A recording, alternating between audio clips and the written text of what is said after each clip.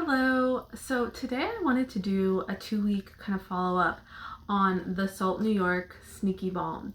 I have this in the shade N12, and I just have been so impressed by this, so I figured like I would give a little update. I've been wearing it most days. I've only gone one day of not wearing it, and I was trying out the NARS light reflecting foundation, and I just have been so impressed. I feel like I wore it more days than I normally would with this kind of product because of just how much I like it.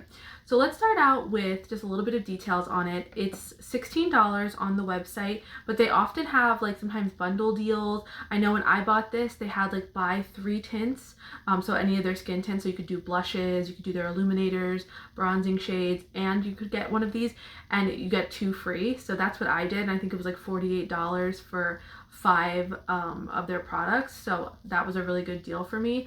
But you can buy it individually for $16.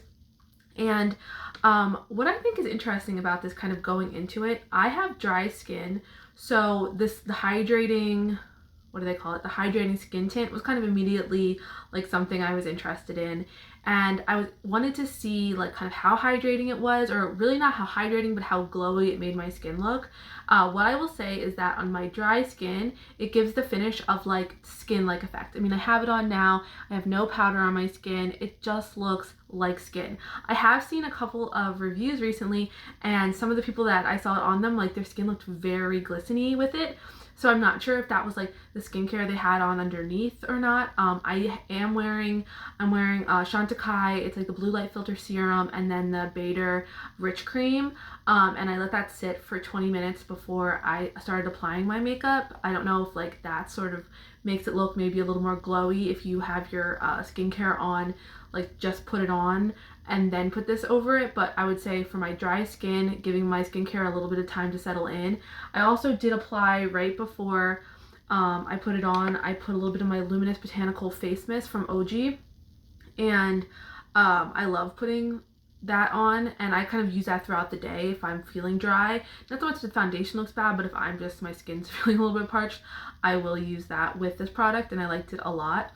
And I would say that what's so interesting to me about this product is like I have a lot of things that are like light coverage, right? I went through a phase where I was trying to get a lot of light coverage foundations, and what I've noticed with light coverage foundations is that they tend to not give a lot of pigment, which you'd expect because it's light coverage, but then they kind of break apart on the face. And so then you're sort of left with, well, not much covering your skin, but the parts that are there kind of are more obvious than if you had no makeup on whatsoever. So I kind of steered away from light coverage foundations and then went into just wearing concealers lightly on certain spots as foundation. The only other foundation that I would consider like light, very light coverage that I do like and have been liking a lot recently is the Tower 28.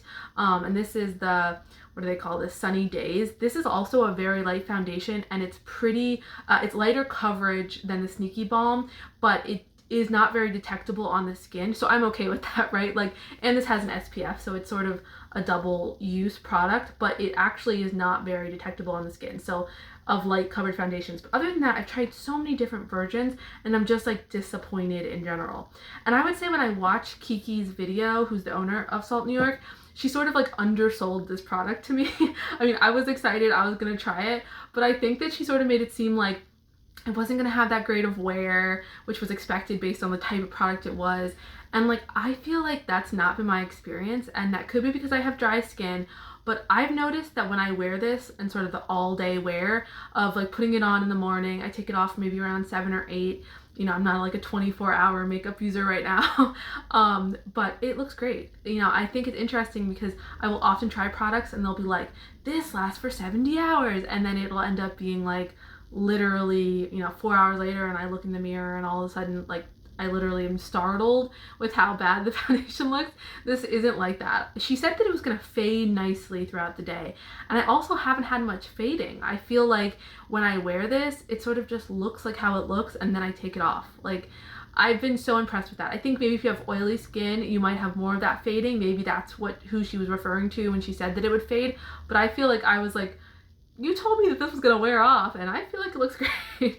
So I do think, for me personally, it was one of the like few exceptions with foundations where there was like a claim that it definitely undersold itself for my skin type. I have been applying it with a stiffer bristled brush. This is the Trish McAvoy Wet Dry Precise Face Brush, and this is like a very dense brush. It picks up very little product, and I think it works amazingly for this. Like, I think this kind of stiffer bristled brush is like really good for this product because it just puts a little bit on but evens it out quickly. I have no streaking with it, nothing like that at all. So I highly recommend something like this. That would be a great way to apply this. She does say you can use a sponge. I just haven't used that application at all because for me, I don't use sponges on a day-to-day basis, so that's not kind of how I'm gonna do it. But if you were wondering about that, it does work well. And since I do have dry skin, like you could imagine some people would be worried about like maybe too much buffing kind of breaking up any of the dead skin and bringing it to the surface. But I found with this, I just kind of swipe it on and it does just fine. I mean, so while wearing this in the 2 weeks, I went from having like no breakouts at all, getting some breakouts, having active pimples, and then them fading away. And it's done well in all the seasons of my month. And it's interesting because for me, like I always have when I have pimples, like a little bit of the flaking and stuff on the sides, and it just didn't cling badly to it at all. It just looked like nothing. It did such a good job with it.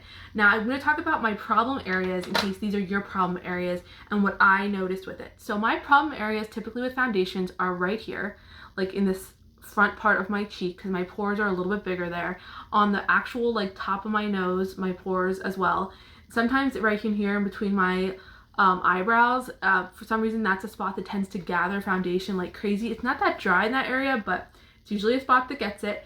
And then along these two sides of my cheeks, these are, I would say, the biggest offenders for foundation for me because I have a lot of old texture from it, from active, this is like my hormonal breakout area, so I always have sort of a little bit of residual texture here that isn't on that much of more of my face, and I will often have irregularity in foundation in those spots.